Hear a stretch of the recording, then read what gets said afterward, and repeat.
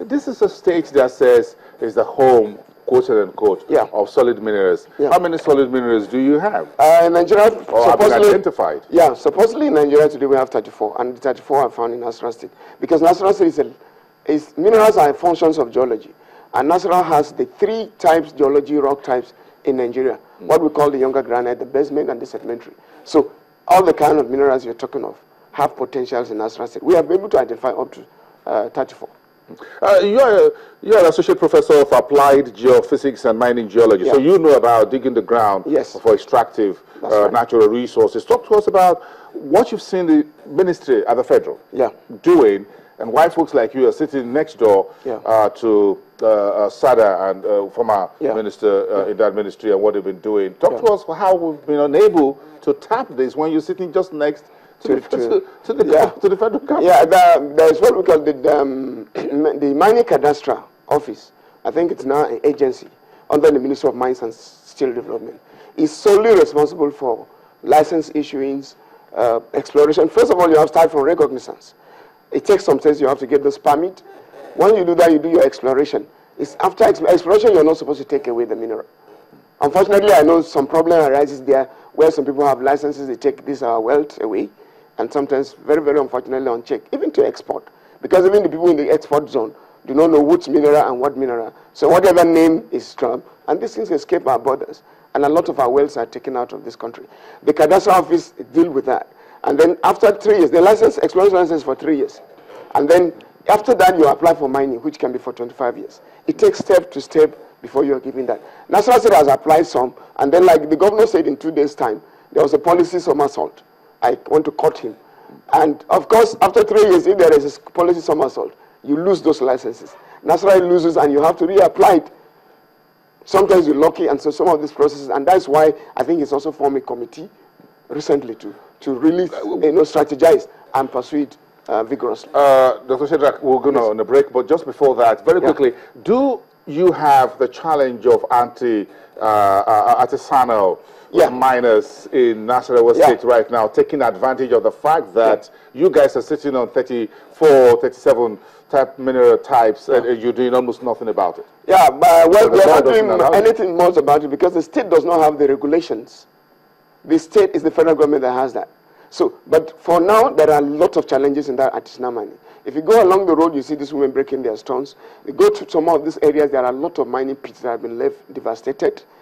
A lot of environmental hazard degradation in Nasarawa State that has accrued from these activities of this mining. But you see, the governor cannot. What the state are accrued to is the surface rent. And until the Minister of Mines and Steel gives you that right, the state does not have the right to collect even that surface rent. The federal government is entitled to royalties. And I know that in the past years, because they've not policed very well, I know that they've earned some 3 million per year or for some months coming from these minerals.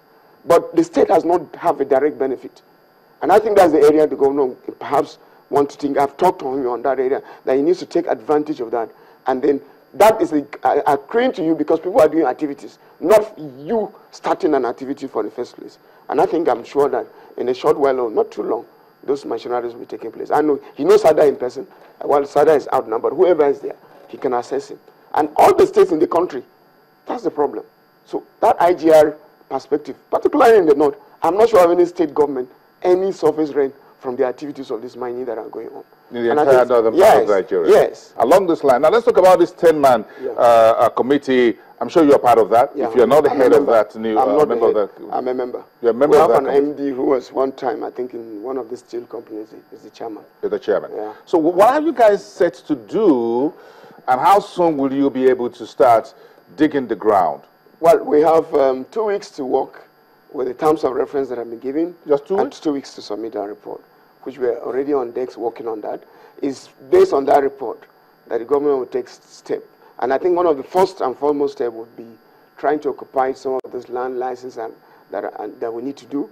And then those who probably are speculators, the government can take decisive decisions on that over time, and probably in conjunction with the Federal Ministry of Mines and Steel. Well, so will you be able to put a policy guide together in just 2 weeks? Well, there had been some little policy drafting before now. So it's a matter of looking at it and making it up to date and relevant to give us the best practice as it's practiced everywhere in the world. And so I think it's possible to do that. What is Governor Tanko Almakura's target in terms of revenue from mineral resources, solid minerals, that is, in Nasarawa State? Yeah, I think there's high hope. Let me give you an example. UK, they earn 120 billion pounds annually. South Africa, 30 billion. And if you put the size of UK, probably with our size and the geology and the resources we have, I think that if he puts more effort on that, we can be close to Lagos. Probably we can be on our own in a few years to come. We can, if the subvention is not coming, I think we don't have to complain. If we really put strategies and begin to work systematically in the best practice, I want to believe that. And I think that's the focus he has. This venture will require some capital. You're already thinking ahead of me. Certainly, mining isn't job with capital. It's capital intensive. Yes, I know. And I think he also have a PP arrangement. He had come back to Lagos at one time to copy what was happening in Lagos State. And I think they have a public-private sector. Yes, because the government have no much business to do with government. There is a PPP arrangement on ground, and of course, trying to win investors. And we know that if he works at that key on that, the state does not have funds to go into that. But if he can use that option, I'm sure he can achieve what is going to be achieved. And there are multiplying effects when it comes to mining investment. Take the case of Dangote. That was part of my PhD work. Today, if you go to Abajana, there are multiple of jobs and millions of jobs, and the economy is turned around. And I think we can achieve that in Nasarawa State. Okay, we appreciate your time today talking to us about these essential commodities that's just there and putting some perspectives into the entire mining sector for us in Nigeria, solid minerals. Thank you very much for your time. Pleasure, sir. We appreciate your coming. Dr. Benson Shedrack Jata, who is the Managing Director at Nasarawa State Solid Minerals Development Company. That's from the state capital, Lafayette.